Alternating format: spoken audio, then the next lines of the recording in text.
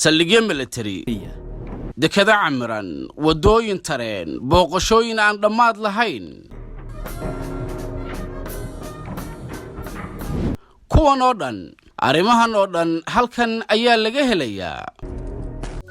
ka mid noqo macaamiisha adeegga dhaweeye oo hel adeeg taksi oo raqiis ah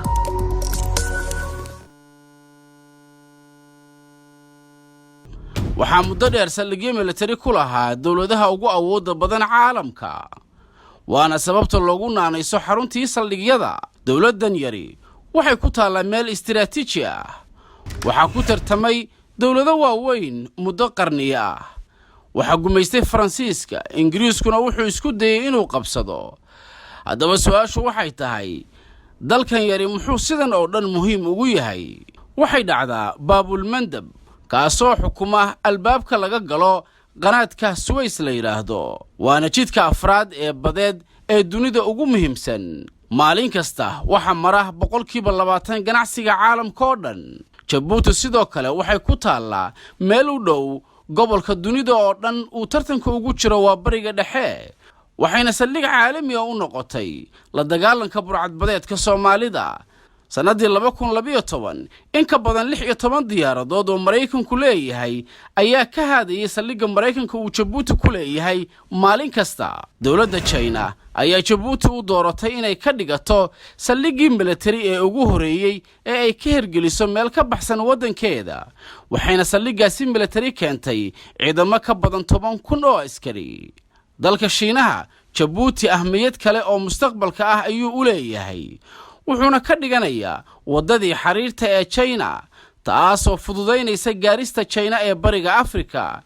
China waxay qorsheynaysaa inay 8 dekedood ka dhisto wadanka Djibouti sidoo kale waxay horey u hirgelisay dhismaha wadada tareenka ee isku xira caasimadda Djibouti iyo caasimadda Ethiopia Addis Ababa Djibouti waa wadan ammaankiisu aad u fiican yahay marka loo barbar dhigo wadamada ku wareegsan ee dariska la dawladda hadda ka jirta Djibouti waxa ay ka mira dhalisay iibgeynteedii ammaanka ka jira Djibouti dawladda Djibouti waxay dunida ka iibisay deganaanshaha ammaan ee Djibouti ka jira tusaale ahaan Shiinuhu 100 milyan oo euro ayuu sanadkii bixiyaa lacagtaasi waa kirada sanadlaha ee Shiinuhu ka bixiyo saldhigiisa uu Djibouti ku leeyahay sidoo kale Djibouti waxay dawladda Mareykanka kira ahaan uga qaadaa saldhigiisa uu ku leeyahay 70 milyan oo euro sanadii isku darka kirada Djibouti ay ka qaadato wadamada saldhigyada ku leh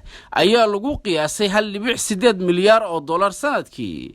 laakiinse markaad gudaha wadanka eegto waxa ku soo baxaya hal shakhsi oo kaliya waa Ismaaciil Cumar Geelle oo wadankan xukumayay muddo dhan 20 sano boqolkiiba 5 dadka Djibouti waxay ku nool yihiin khadka hooseeya faqriga halka boqolkiiba 40 ay la daaladhacayaan shaqo la'aan Bagamondo dalka Djibouti wuxuu halis ugu jiraa sida warbixino badan sheegeen in dawladda Shiinuhu ay la wareegto bad iyo bariba